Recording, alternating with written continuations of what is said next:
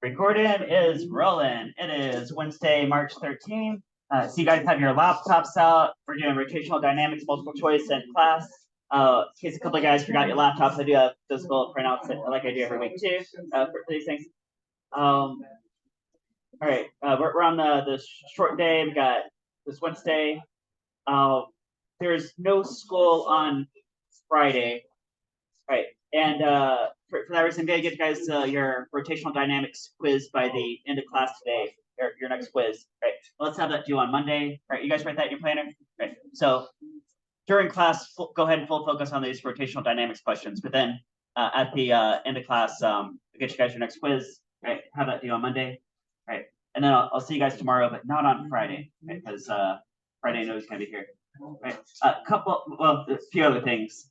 Here's the slide I didn't have printed out yesterday, so I went and printed it last night. So you got that one. This is a turntable slowing to a stop, right? The visual, the graphs, some equations, I think. Right. I kind of backed you guys' harmonic motion quiz. Now, I'm going to post the solutions for that after school. Right, but a few of you guys are asking me about the Ferris wheel question. I think that was the last question where you had to draw a graph of the Ferris wheel. Right. Right. Now, guys, a Ferris wheel rotating at constant angular velocity is different physics than if you have a ball on a string and you're rolling that in a vertical circle, which is also different if you're rolling a ball on a string in a horizontal circle, right? All those three situations are a little bit different. So I asked you guys about a Ferris wheel. And the question I was asked you is like, well, if you're sitting on a scale, suppose you're, you got like a chair in here and you're like sitting on a scale, right? Like a bathroom scale, right? What does that scale read? Say like in comparison to your weight. Suppose you weigh like 500 newtons, right? You're like wheeling around here. And one of the conditions I gave you guys is that this whole thing is rotating at constant angular velocity, right? So that's important too. Okay. Like what would it look like here? I've got 4 points mapped out, right? The bottom, the two sides, and at the top, right? So suppose you're right around on this Ferris wheel at constant angular velocity. So constant angular velocity, right? What would that feel like? Right, so let's look at free body diagrams. Now, how about right here where you're moving down, but at a constant velocity, right? Right. I mean, well, constant tangential velocity, I should say, right? Right, because you are on a curved path, but the net force would be like towards the center of the circle, right? So it's like a side force folding you on a circular path. But what about the two vertical forces? Like you have some weight that's pulled down, call it mg. Yeah, maybe that's like 500 newtons. And there's also a normal force from the seat pushing up, or from, I guess, from the scale that you're sitting on. I'll call it F sub n, right? Normal force, right? Guys, are those two forces the same magnitude? Same magnitude?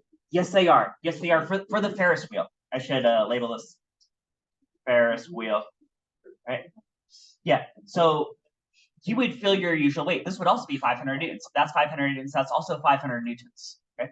Right, so 500 newtons. This could be also 500 newtons, right? And now, if it was a ball on a string, then it would be accelerating at that point. There would actually be no normal force, right? There would only be a weight and, I guess, a tension pulling in, right? And so you actually would be accelerating down, but not for the Ferris wheel at constant angular velocity, right?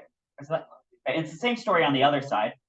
So you got mg down, you got the normal force from the seat up, right? Got that, right? What about at the bottom and at the top? So let's look at the bottom, right? Guys, at the bottom, well, I guess Earth's gravitational force on you doesn't actually change, right? But what about the normal force from your seat, right? How do you feel at the very bottom? Do you feel really light or really heavy?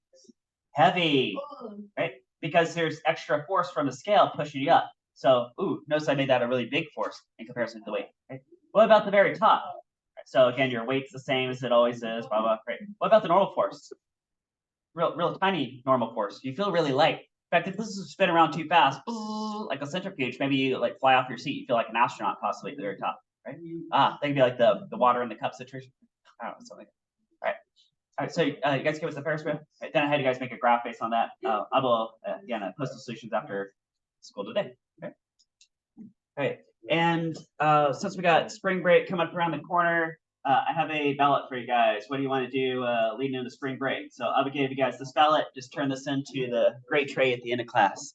All right, and then go ahead and focus on your multiple choice questions and get you guys the quiz also by the end of class.